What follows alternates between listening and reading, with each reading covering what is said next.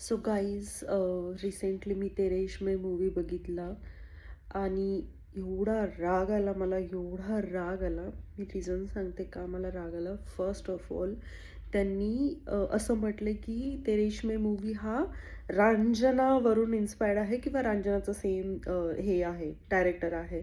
First of all रांजना हा movie 90sच्या लोकांना, म्हणजे रांजना मूवीमध्ये काय दाखवलं की इंटेन्स लव, डीप लव, आणि त्याला ते लहानपणापासून झालेलं प्रेम असतं, त्याचं पहिलं प्रेम असतं. इवन कास्ट डिफरंट असते, सगळ्या गोष्टी एक फेजमध्ये दाखवल्या की पहिला फेज काय असतो, त्याच्यामध्ये कसं प्रेम होतं त्याला, आणि मग हळूहळू ते प्रेम कसं वाढत जातं. इवन त्याचं वयही किंवा त्याचं प्रत्येक गोष्ट, प्रत्येक जसं जसं वय वाढत जातं तसं तसं त्याची ती फिलिंग वाढत जाते. पण ते रेशमेमध्ये काय दाखवलंय, 3 महिने भाई, 3 महिने तो तिच्याकडे राहतो. त्याला 3 महिन्यात इंटेन्स लव्ह होतं आणि ती कृती त्यानंतर फुल लेडी कबीर सिंग दाखवली. बेवडीच काय, दारूच काय.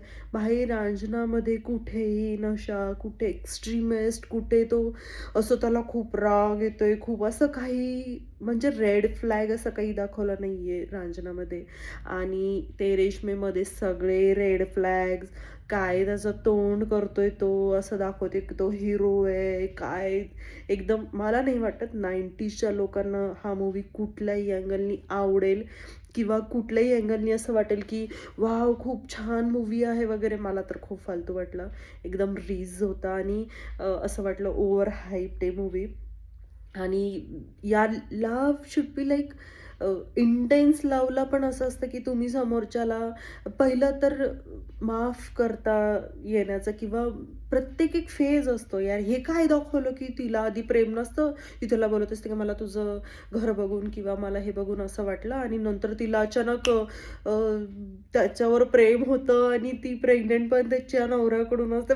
सगळं एकदम घामायला दिमागाचा चिवडा करून मूवी बनवला. आय डोंट नो काय आहे तर. मला तर अजिबात नाही आवडला. आणि रांझणासारख्या आयकॉनिक ऑल टाईम फेवरेट मूवीला तेरे इश्क में मूवीसोबत अजिबात कंपेअर नाही करायला पाहिजे, कंपेअर नाही करायला पाहिजे असं मला वाटतं. सो तुम्ही बनवत असाल मूवी, बनवा. म्हणून मला असं वाटतं ह्याला रांझणा 2 नाव नाही दिलं. भाई रांझणा 2 नाव दिलं असतं तर तो तिथंच फ्लॉप झाला असता. मी तर दगडच फेकून मारला असता. इतकं डोकं खराब झालं माझं. काय बावळट लोक आहेत.